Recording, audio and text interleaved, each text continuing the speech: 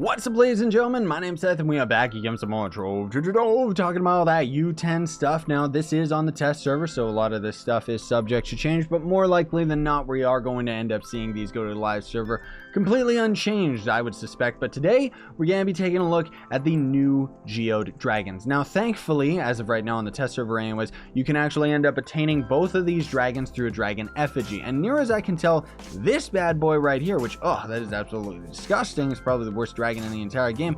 Maybe somebody who likes seahorses or weird demonic seahorses is going to like it, but either way, this dragon, near as I can tell, is going to end up having a golden dragon egg, just because it does say that it's tradable when you look into your collections menu, and it's not really bad as far as video effects is concerned. We've got a little too many of these slithery salamander dragon reskins, but I guess, you know, more the merrier, right? And it's got some really weird, like, slushy, gross grape juice kind of video effects, which, I mean, makes sense because it's supposed to be with the whole Geode surface thing, right? So if we end up flying this thing around, which obviously it does fly, it is going to end up shooting out weird little explosive bubbles of grape juice, and I don't know, it kind of feels like it's poison themed, which is pretty cool, but it's not my favorite. Like, as far as a dragon is concerned, I think I would probably just rock this one as a joke. So as far as crafting it is concerned, it's not, I don't know, it's not really as difficult as you would think.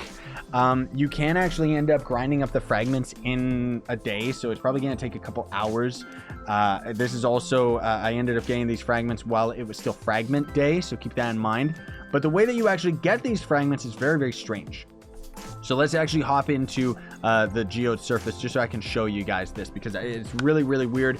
You would think that you would get these fragments just from completing dungeons and defeating enemies and stuff like that, but near as I can tell, the only place that you end up actually getting it is from ore, which it's weird that we've gotten our ore dragon. So sometimes on the surface you can end up finding stuff like this, but as I'm going to be mentioning in most of my videos, there's three different color variations on the map of the Geode surface, of top side, let's call it, right? You're going to be not going for the light, not for the dark that's to the north of us. You're going to be going for this middle color that we're right in right here, because this is going to generate with this huge massive cave system underneath. And pretty much you're just going to be, you know, you're going to be farming this Viridian green ore in general. And then every now and then you're going to see kind of small pockets of this, which is the nitro, which, I mean, these resources you're going to need quite a bit just for farming up your crystal gear in general, let alone crafting some of the new costumes and stuff like that. So it remains that you're probably going to end up getting these eggs for this dragon before you end up being completely done with these resources. Like, it's pretty expensive, dude. But near as I can tell, you can only get it from the ore. I don't know if that's a bug, but that's the only place that I've ever actually gotten the fragments. Maybe you can get them from enemies, but if so, it's really, really difficult and rare to actually do so. Now, as far as crafting the guy is concerned, and, you know, as we ended up showing 2 seconds here, 300 dragon coins standard. There is going to end up being new means of getting dragon coins. So these are for credits, meaning that free-to-play players technically can grind these by buying credit pouches, but there's not really that many ways of making flux anymore for free-to-play players. But essentially what these are going to do, they're good and bad.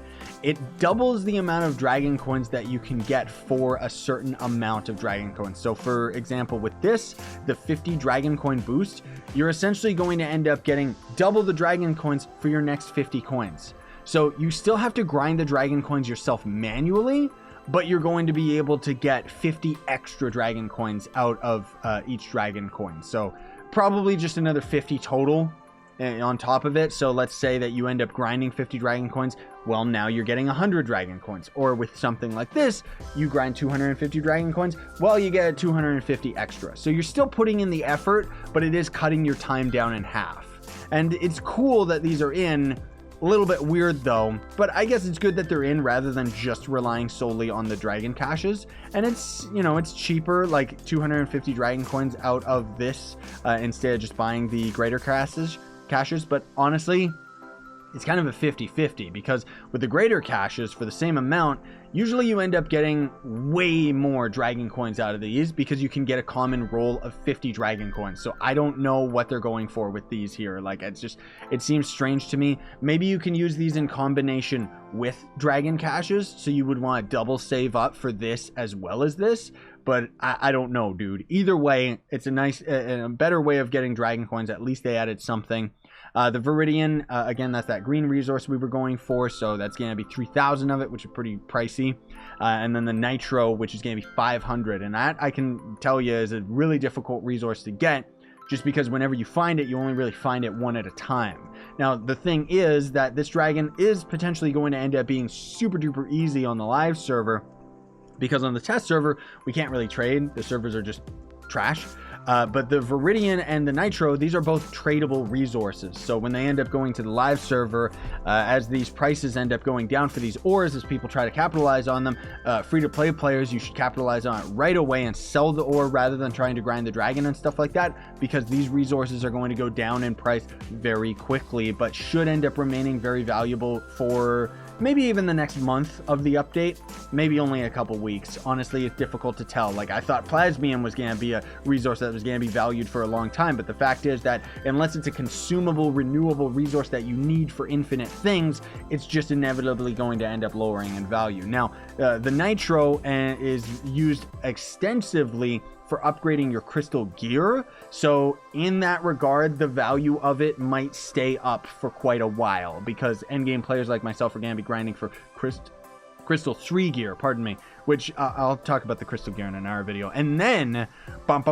we've got the two-headed dragon. I guess I'll look at the stats here first. Whoopsie daisy. So it's going to give you 1,000 max health, 3% attack speed, 0.2% to crit hit, and then it's also going to end up giving you 250 physical damage, and then 50 more magic find as usual. Then we've got this two-headed dragon right here, which he is absolutely beautiful.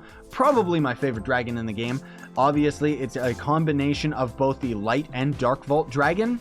Very, very beautiful wingspan, like seriously. Now, the Dark and Light Vault Dragon, as far as the lore is concerned, you probably didn't even notice, but each of them was supposed to be, like, one was defensive and one was attack.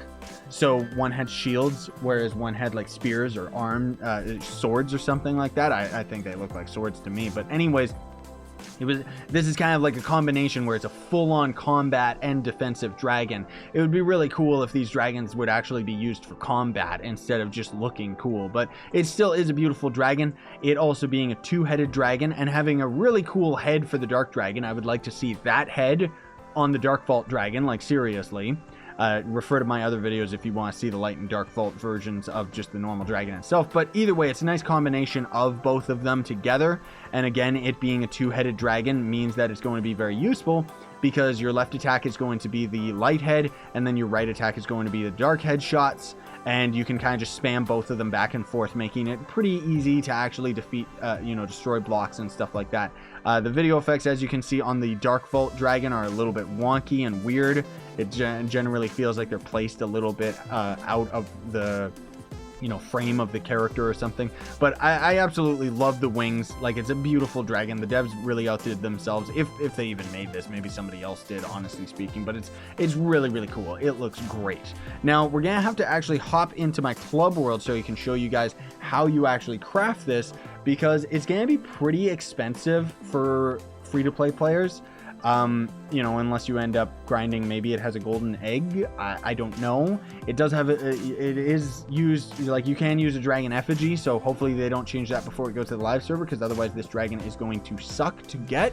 Because out of the Chaos crafting table, you can craft Light Chaos Vaults for Forged Stellar, Radiant Souls, Diamond Dragonite, Despoiled Divinity, Chaos Cores. Pretty much every single one of these resources, excluding these two souls, is time gated, so good luck with that. These two are highly dependent on RNG and Magic Find, though, as opposed to the Dark Vaults, which are going to end up being a lot cheaper, but still costing a lot of pentas, and then the Diamond Dragonite, which is something that's fairly difficult for starting players to get, so it's definitely supposed to be a later game dragon. Now, the thing is, out of these, the Dark Vaults and the Light Vaults, you can end up getting fragments for a Light Vault and a Dark Vault Dragon Egg.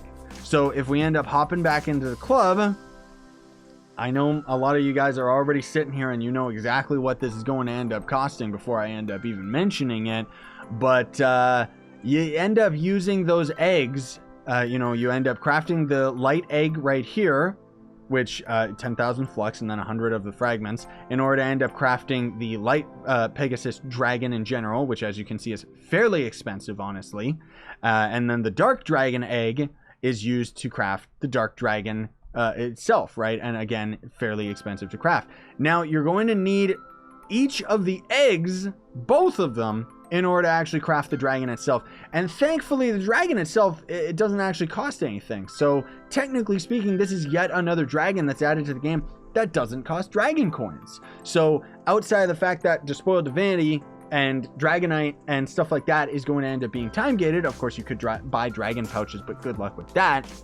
You know, if you want to throw some extra money at it and just go through the cash shop way, of course you just get the dragon effigy. It's cheaper than getting the dragon caches and stuff like that. But either way, the cool thing is that it doesn't cost dragon coins. So even if you have no dragon coins, but you can just barely end up able to craft these different egg fragments, I would actually recommend that, honestly, if you don't have the dark peg dragon and the light peg dragon, they're going to give you stats, obviously, but they're so expensive. I would say ignore both of them and instead just go for this guy, because the dragon is going to have that much more value to you for the utility of it being a two-headed dragon. Same as the Bomber Royale dragon. The two-headed dragons are very, very useful for a utility if you don't have bombs and stuff like that.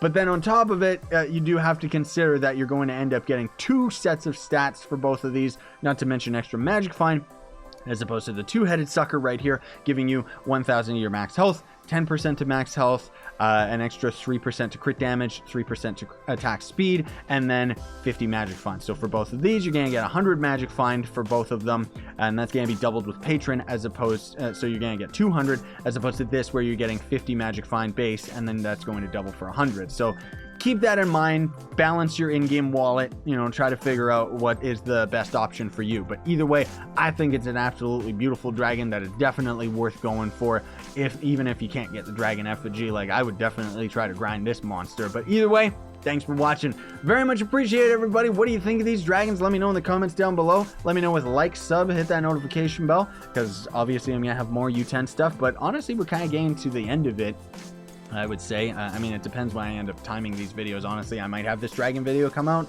really early, and then what I just said won't make any sense. But there's not really that much content as far as U10 is concerned. There's only really a handful of costumes that got added, a couple different mounts and stuff like that, and then otherwise the biggest thing that ends up taking the cake is the crystal gear and the cosmic gems, which, you know, I'll have other videos that talks about that. Either case, thanks for watching. Very much appreciate it. Don't forget to like, sub, hit that notification bell. I already said that, but if you want to go the extra mile of supporting me, you can always hit that join button down below, buy some of the merch. Oh, hi, Mark. As well as check out the link to Gawkbox, which is a way you can donate to me for free. Sayonara and stay epic, everybody.